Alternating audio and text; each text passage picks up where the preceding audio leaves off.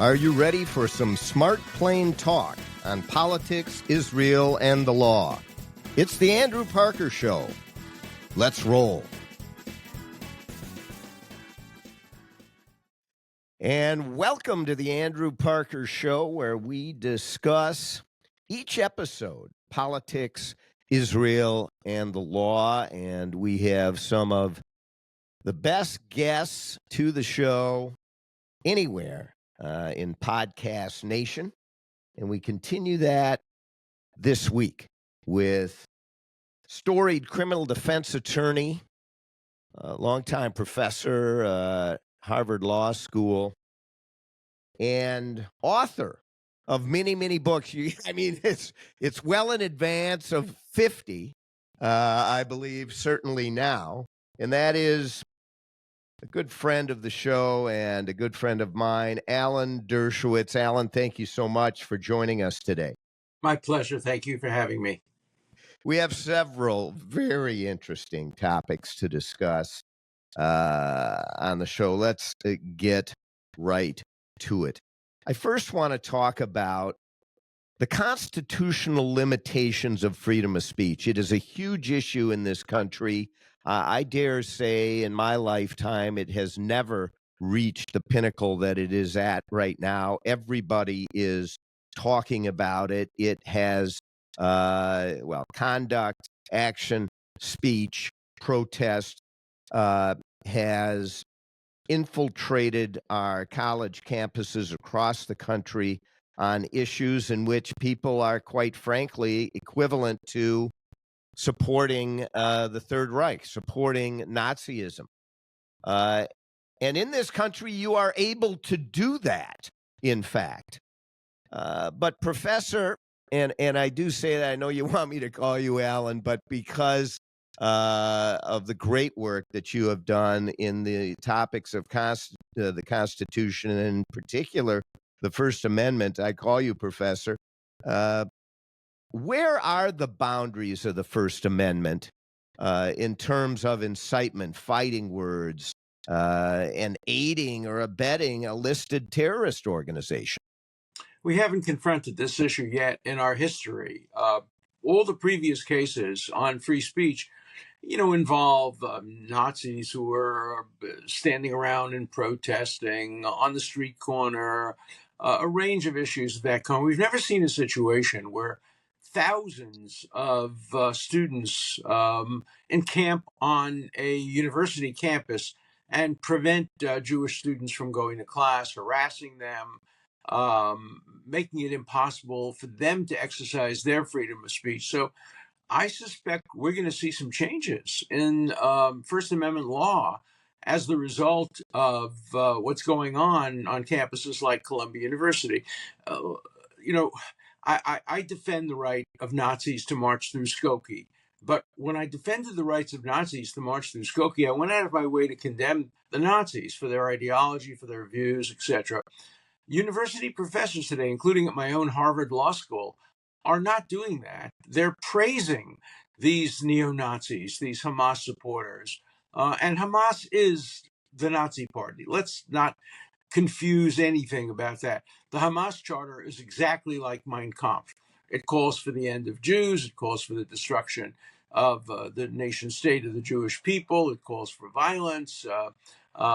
It's part of the effort at Intifada. So they are Nazis. And you can defend their free speech, but you can't defend them on the merits. And too many of my colleagues at Harvard Law School are silent when it comes to condemning these neo-Nazis. They're quick to defend their free speech rights. By the way, some of the professors who are defending the free speech rights of these new Nazis did not defend the free speech rights of others. They're selective invokers of freedom of speech. But to answer your excellent question, I think the First Amendment is in flux, and I think we're going to see some changes. The Supreme Court decision that today regulates free speech is anachronistic. It deals with, a bunch of thugs, Nazis, who were screaming and yelling things. And the Supreme Court said, in order for it to be not protected by the First Amendment, it needs to be a direct incitement to violence. Okay, that's fine. But what about harassment of students and preventing them from going to class so that they can exercise their First Amendment rights to hear a professor or to speak up in class. So the Supreme Court hasn't addressed this problem, and it should. And I hope I'm 86 years old. I hope I'm well enough in the next years to contribute to the debate over where the line should be drawn. And, hopefully I'll maybe even file some briefs if the case gets to the Supreme Court, because this is a passion of mine that I've cared about since I was a college student during McCarthyism in the 1950s and defended the rights of communists to teach at Brooklyn College and to lecture at Brooklyn College over the opposition of the university president. So I've been in this battle now for it's close to 70 years. I entered Brooklyn College in 1955. That's 70 years ago. So this is the 70th Wow. of me fighting. I was the president of the student government at Brooklyn College. And so I was constantly fighting the very conservative university president who was trying to ban communists from speaking. I hated communists. I hated communism, just the way I hated fascism. But I defended the right of free speech. But things have changed. Things are different now. And I think Let me drill down, Professor, on one point that has always, well, it's been interesting to me since the issues regarding Hamas have come to this country, have come to college campuses and such with such vitriol, uh, and that is Hamas is a terrorist organization. It is listed by the United States government as such. And so those who march in support of a listed terrorist organization and speak out against the United States and in support of Hamas, I'm talking about some of the worst yeah, on college campuses. Does that butt up against a boundary that the court might look at on free speech? it might. First of all, I think we're going to see distinctions between whose free speech is involved. If you're here as a guest of the country on a student visa, I don't think you are entitled to support Hamas's attempt to destroy America. If you're here on a green card, that may be different. And let's remember that Hamas and what people who call themselves pro-Palestine are very much anti-Israel. I have a new book out. This is my 55th book. It's called Palestinianism: The Newest Attack on Peace, Human Rights, and Democracy. And the cover of it has a picture of students holding up a sign. There is only one solution: Intifada revolution. And it's signed by the Young Communist League. So, this is full. I have defended the rights of communists back in the 1950s, and now it's communists that are calling for revolution in the name of Palestine. Now, Palestinians aren't going to benefit from any of this. This is No. all designed to bring down America. What happens is communists and radicals and anarchists look for any cause, whether it be gay rights, black rights, Palestinian rights, in order to bring down America. They don't care about the Palestinians any more than they care about gay people or black people. They care only about undoing American democracy. And so I think we're going to see some changes in the First Amendment based on this new attack on other people's free speech. Remember that the old expression, your right to have a fist ends at the tip of my nose. And John Stuart Mill saying, you can't stop people from speaking as long as they don't hurt others. But when the free speech of anti-Israel radicals interferes with the free speech of university professors, take, for example, a situation that happened at Columbia just a few weeks ago. A professor who was teaching a course on the Middle East. By the way, it was a very balanced course. It presented the Palestinian perspective. It presented the anti-Israel perspective. And he was teaching the course, and a group of students burst into the class and prevented the teacher from expressing his academic freedom and his free speech rights, and prevented the students from listening. So when you have a conflict between the free speech of speakers and the free speech of listeners, that's something the court has to deal with. The Supreme Court, in a couple of opinions, has said there are really two free speech rights. The right of the speaker, that's one free speech right, and the right of the listener to hear. So for example, if you have That's some, where we get into, Professor, the heckler's veto, right? yeah, the heckler's veto, which is not permissible under the Constitution. I have been subject to it over and over again. Wherever I speak, I'm booed. When I speak about Israel, they attempt to shout me down. I come from Brooklyn, so I speak louder than most of them, and I myself to be shut down, but at least on two occasions, one at the University of Massachusetts and one at the University of California, I was prevented from speaking. And now Harvard University, where I taught for 50 years, and I've been a professor now 60 years at Harvard, will not invite me to speak about Israel. The Harvard Law School will not invite me to speak about Israel. Um, I have been canceled at so many places. Temple Emmanuel in New York, the largest Reformed temple in the world, has banned me from speaking about Israel. The 92nd Street Y has banned me from speaking about Israel. The Ramaz School, an upper school in Manhattan, has banned me from speaking about Israel. I was canceled by Temple Beth Am in Florida from speaking about Israel. People just don't want to hear debate. You know, today at Harvard, they could not have the Lincoln Douglas debates. Half of Harvard would say, we don't want to hear Lincoln, and half of Harvard would say, we don't want to hear Douglas. Debate is dead at universities. And what we're seeing is universities turned into propaganda mills. Classes now are taught not from the point of view of teaching students how to think, but to teach them and propagandize them as to what to think.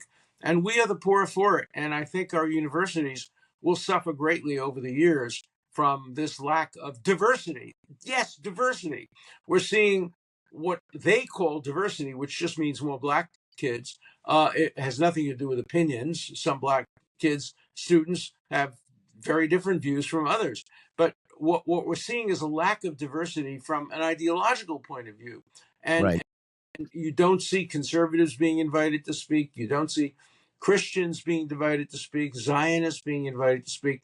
Diversity doesn't include diversity of viewpoints anymore in many universities. Well, the canceling of people's voices, the heckler's veto, as you talked about, the loudest controlling the public square in full, and removing from the public square any dissent or opposition opinion, even if it's the majority opinion, quite frankly, because a lot of the loudest are in the minority, but they're loud. And so they end up controlling speech in this country. And that is not what the First Amendment was intended to stand for. Oh, And I think you're right. The Supreme Court has to get involved and correct this. yeah, no, I think it will. And there'll be other very difficult issues. For example, the right to wear masks. Now, at the framers' time, people wrote pamphlets anonymously. Even the Federalist Papers, everybody knew who wrote them, but they were not signed by Alexander Hamilton, John Jay, and Madison. They were signed Publius. And there was a right to be anonymous. Even Tom Paine handed out his pamphlets, sometimes anonymously. But today, that has been abused, and violent people who are denying other people's free speech, are wearing masks. And in the 1920s and 30s, some states passed laws prohibiting the masking because it was the Ku Klux Klan that was wearing masks. And the liberals applauded that and said, "Oh my God, of course you shouldn't be allowed to wear Ku Klux Klan masks." But a lot of liberals today are saying, "Oh my God, don't prevent Nazis, Hamas Nazis, from wearing masks because otherwise they'll be doxxed." But even doxing is a part of the First Amendment. If you're a neo-Nazi Hamas supporter, I'm entitled to know who you are, and I'm entitled to put your name on a list and tell law firms not to hire you. As a potential client, I don't want to be represented by a Hamas Nazi. I don't want to be defended by somebody who believes that that raping women and beheading children is part of revolution. No, I want to know that these people who are representing me don't stand for those positions. This is not McCarthyism. This is full-blown transparency, and we're entitled to that. And I think the Supreme Court will uphold these new masking restrictions. Columbia has now agreed that it will prohibit masks on college campuses except for people who have it for health reasons. And of course, you're going to see pretext. You're going to see everybody coughing now and saying, "Oh, we need masks." But we'll be able to see through that, obviously.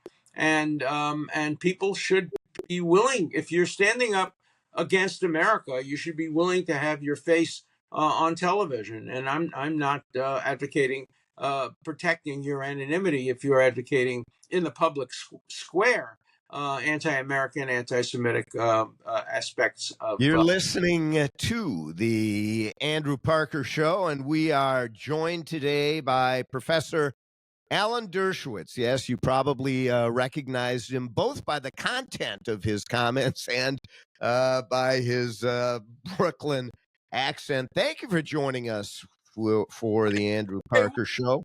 Accent you talking about? I don't got no problem. I used to have a Brooklyn accent. Now I have a Cantabrigian accent from you and William F. Buckley, right?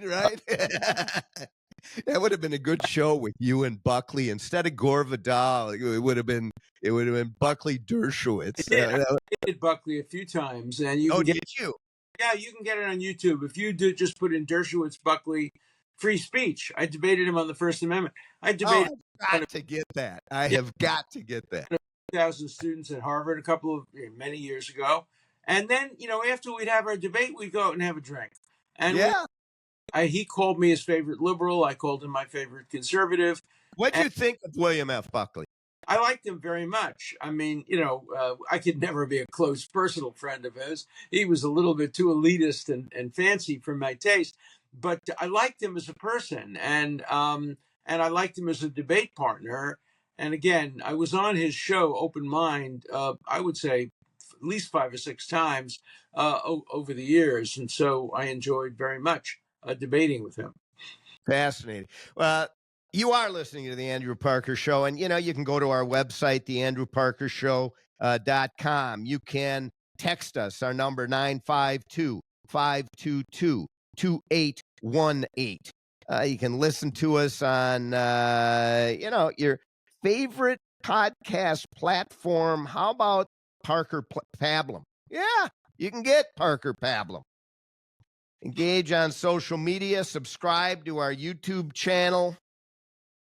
Get it all right here. We're joined by, again, Alan Dershowitz, professor extraordinaire. We're going to be back in just a few seconds. Just a short break. And now, a word from our sponsors. Mark Twain once quipped, "A lie can travel halfway around the world while the truth is still putting on its shoes. When you are lied about and it spreads, the resulting mayhem and destruction can be, and often is, disastrous." Hi, this is Andrew Parker, co-founder of the Parker Daniels Keyboard Law Firm. I recently handled a high-profile defamation lawsuit on behalf of a luxury home real estate agent whose business was decimated by falsehoods spread about him. After nearly 2 years of litigation and 2 weeks of trial, the jury came back with a verdict of more than $2 million for our client. Parker Daniels Keyboard. We litigate cases, we try cases, and we win cases. With a record of excellence in achieving extraordinary results, Parker Daniels Keyboard lawyers have consistently won huge verdicts for its clients in the areas of defamation, civil rights violations, regulatory battles, and intellectual property theft. For wise counsel and winning results, contact us at Parker Daniels Keyboard, premier law firm in downtown Minneapolis. Looking to grow your wealth with exclusive opportunities? At True North Private Investments, they focus on alternative investments designed for forward-thinking individuals just like you. Explore private equity, private real estate, and private credit opportunities that go beyond traditional markets. And it doesn't stop there. Their experts craft unique tax strategies to help maximize your returns and minimize your federal and state tax liabilities. Your future deserves innovation. Your portfolio deserves True North. Call them today at 619-455-0275 or visit investtruenorth.com to get started.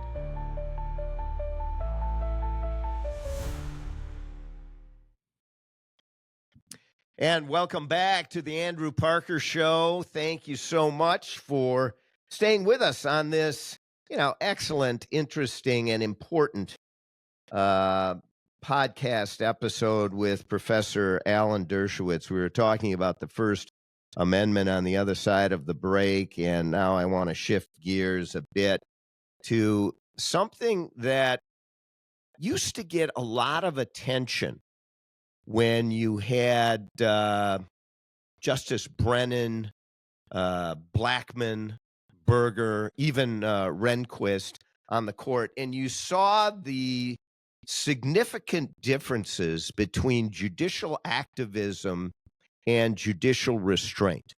Uh, Two different schools of thought regarding the law, the application of the law. And today we're starting to see it again, or at least Donald Trump is complaining quite a bit about it. The judicially active judges, not on the Supreme Court, so the issue is a little bit different, but in the federal district court system across the country. There are many that have been appointed by liberal administrations, and there are many who have been appointed by more conservative administrations. And so it becomes a real crapshoot as to which judge you get and how they might come out on issues of COVID vaccine. There are very different perspectives on those issues, on the issues of executive power. When Donald Trump is the president of the United States, there are differences of opinion. How are you viewing this, Professor, in terms of the role of judges and whether activist federal district court judges can really have such an impact on policy, both domestic and foreign? Well, this is not a new debate. Obviously, started with Thomas Jefferson and John Adams. John Adams appointed a bunch of Federalist judges as he was leaving office, having been defeated by Jefferson. And Jefferson initially resisted that. And then we even a few years later with Andrew Jackson, they were activist judges, and Jackson said to John Marshall, the Chief Justice, you've written this decision, now you go enforce it. Obviously, Dred Scott in the run up to the Civil War, the New Deal, we saw activist judges striking down aspects of the New Deal.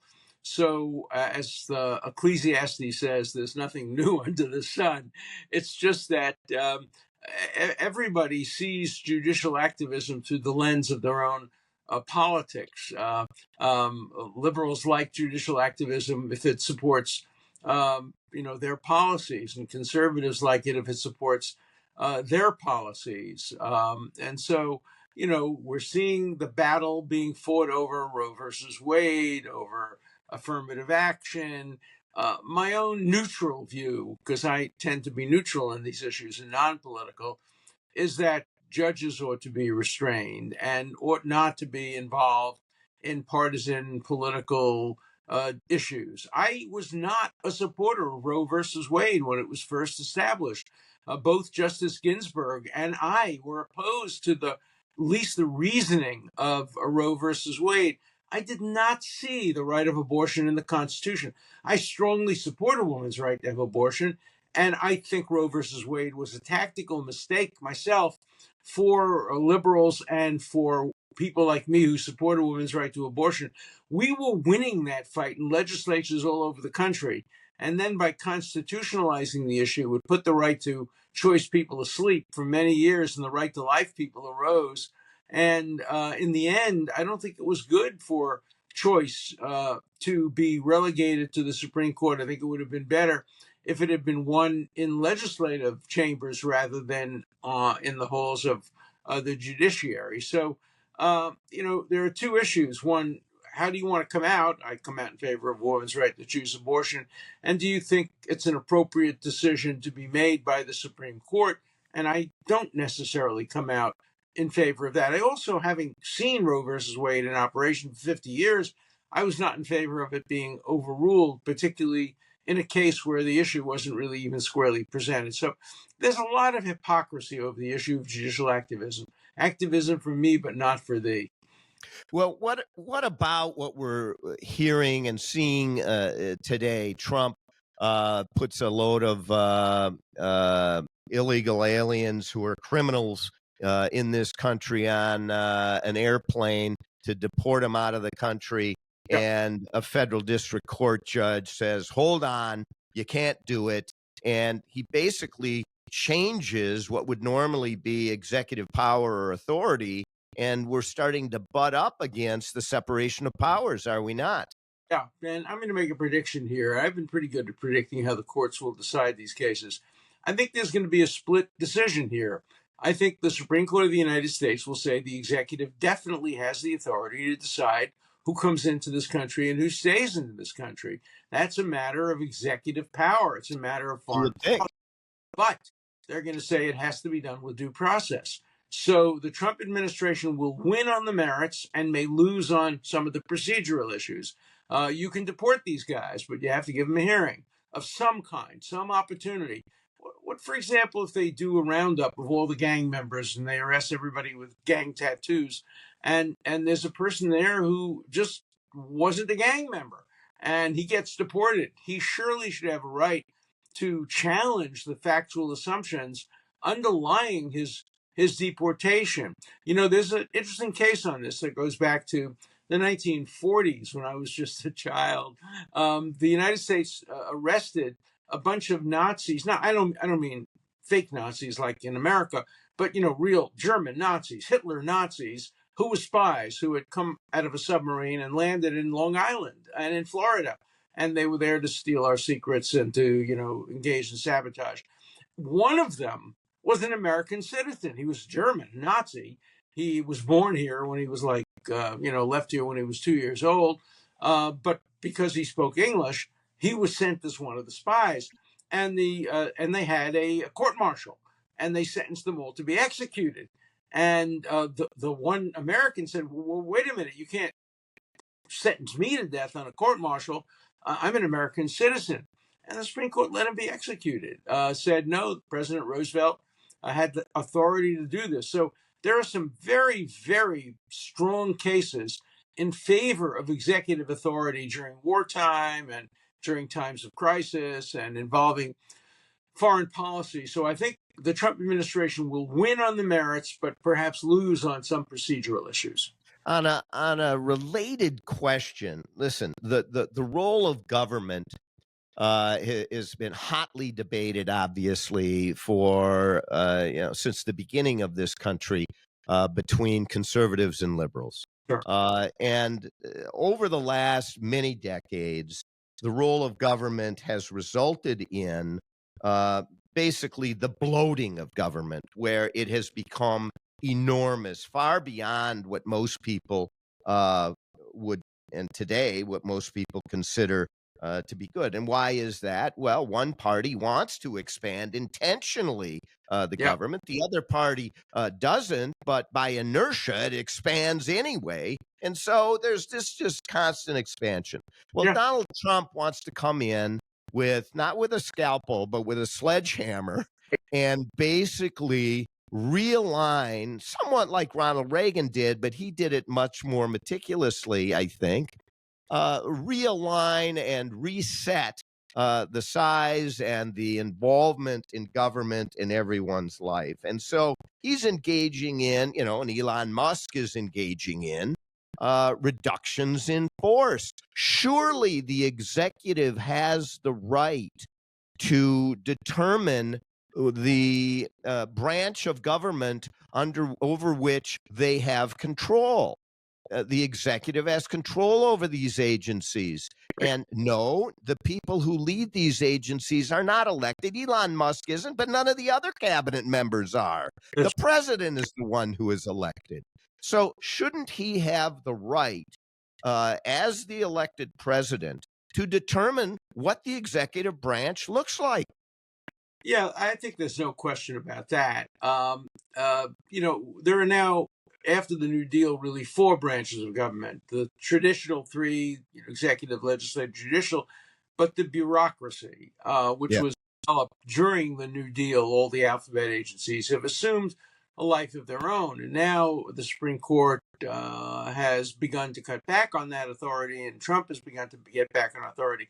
But I also always love looking back in history. You talk about the difference between liberals and conservatives. I don't even know who the liberals and the conservatives were in the early founding days. Right. John and Hamilton and Washington were the Federalist Party, but they were essentially anti-slavery. Particularly Hamilton was anti-slavery. Jefferson was the liberal. He had slaves. And Hamilton, the conservative, wanted bigger government. He wanted America to have an army and to be involved in international trade. And Jefferson, no, just let's just have a society, an agrarian society with people having plantations. So the concept of liberal and conservative has changed so dramatically over time. And now we're having this debate over big and small government. I just saw today in newspapers today that the Department of Health, which is presided over by my old friend Bobby, just cut 10,000 jobs. And the problem is these bureaucracies were created by legislation, some of them, these departments, and there are civil service laws. So there is a division of authority between the legislative and the executive branch. The judiciary should stay out of it for the most part, except as a referee. But we're seeing a sledgehammer approach, of course, as you said, to cutting back on government. I remember I was also an advisor to Bill Clinton when he was president. I helped him during the Clinton administration. I remember Al Gore was appointed to be the Elon Musk. Yes. He was going to be cutting back on government, but he did it in a very gradual way, very transparent, and more with a scalpel than a sledgehammer. So I think we're seeing a lot of conflict going on today, and ultimately it will be resolved by the American people in elections. One last question for our special guest, Professor Alan Dershowitz, joining us on the Andrew Parker Show. I wanted to ask you, Professor, about the use of the judiciary, and we have seen it often, and it's been complained about both by the left and by the right, quite vociferously. The use of the the judiciary, the judicial system, to weaponize it against political opponents. It is so dangerous in this country, what we are starting to see, both on the left and the right. A number of large law firms are bringing lawsuits against the administration. These are well-known law firms who represent liberal interests, the Democratic Party, many of them have many Democratic donors, et cetera, and they are being attacked, they believe, by the administration. There are those on the right. There are those who represented unpopular views or unpopular candidates regarding the election system, who have been attacked by either bar associations, organizations that have publicly come out and said, we're going to take you down if you support this type of political view. Yeah. How do you think this is going to end? Well, first, let's understand how it started. It all started on the left. This is completely 100% the responsibility of the left. They started with an organization called the 65 Project, which consisted of a whole bunch of liberals, some moderate liberals and some radical liberals. And they went after people like me because I defended Donald Trump. And they filed bar charges against me and others, and they overtly said their goal was to make it impossible for lawyers to defend Donald Trump or his supporters, because if they do, they'll be looked at negatively by their neighbors, by their family, and by their law firm. So they started it, and now that they're out of power, the Trump administration is playing a little bit of tit for tat. Going after Paul Weiss, which settled with them, and then going after a few other firms. I don't like it when it comes from either side. I think lawyers should have the right to defend whoever they think deserves and needs representation without regard to politics. So I'd like to see this weaponization come to an end, this lawfare come to an end from both parts. I'd like to see both sides lay down their weapons and go back to the days of John Adams, when you could be a patriot and represent the people who were accused of the Boston Massacre. That's no longer the case today, and it's not being taught today at places like Harvard Law School and Yale Law School, who are as partisan. I pity the students at Yale and Harvard Law School who are not getting all sides of these issues. They're not being prepared to practice law in a diverse society. They think that everybody in the world represents the left, the extreme left, which is what I think many of these law schools and universities are doing today. And I think it's going to hurt the legal profession, and I think it's going to hurt all Americans. Just like you have been attacked by this weaponization for not just positions you've taken, but people that you have represented, and arguments that you have made in support of legal positions. So have I. As you are aware, bar charges have been brought, motions have been brought, attacks have been made for no other reason than making sound legal arguments that need to be considered, and because of the clients that we represented. Right. It is history will judge those who have attacked us very harshly, and we will be vindicated by the verdict of history, and hopefully will be vindicated by the verdict of the Constitution. And I think we should keep applying our principles and practice law in the tradition of John Adams, rather than in the tradition of kind of the left-wing McCarthyism that we're seeing today. Amen. Our special guest, Alan Dershowitz. Thank you so much for coming on the Andrew Parker Show.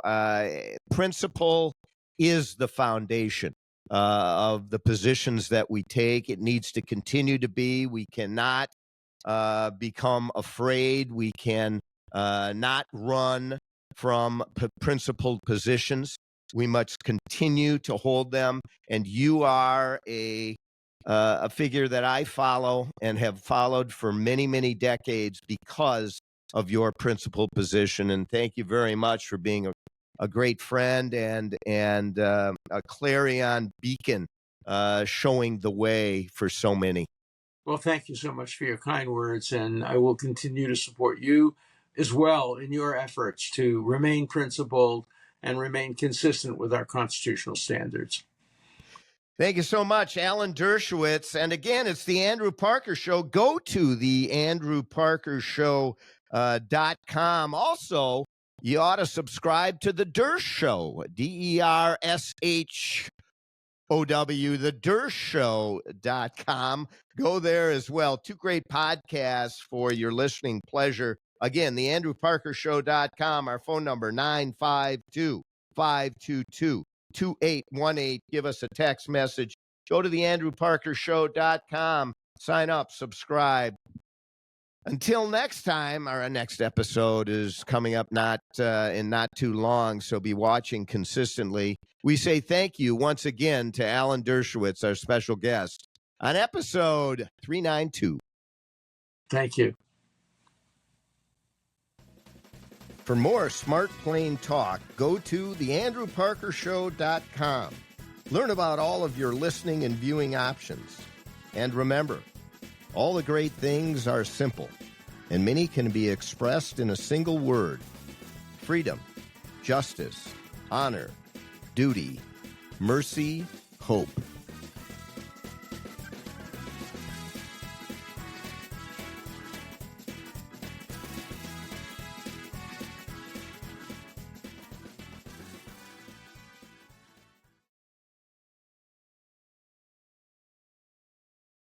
This episode of The Andrew Parker Show is sponsored by Parker Daniels Keyboard and True North Private Investments.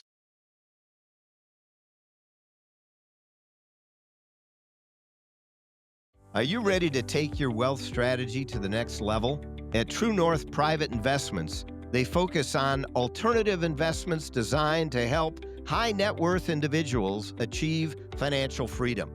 Diversify your portfolio with opportunities in private equity, real estate, and private credit, reducing exposure to volatile markets. And with their expert-crafted tax strategies, you'll unlock potential benefits that help you keep more of what you've earned. Smart investments, real results. Call True North today at 619-455-0275 or visit investtruenorth.com to learn more.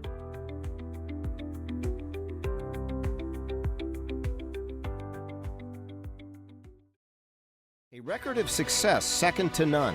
Parker Daniels Keyboard Law Firm, the numbers tell the story.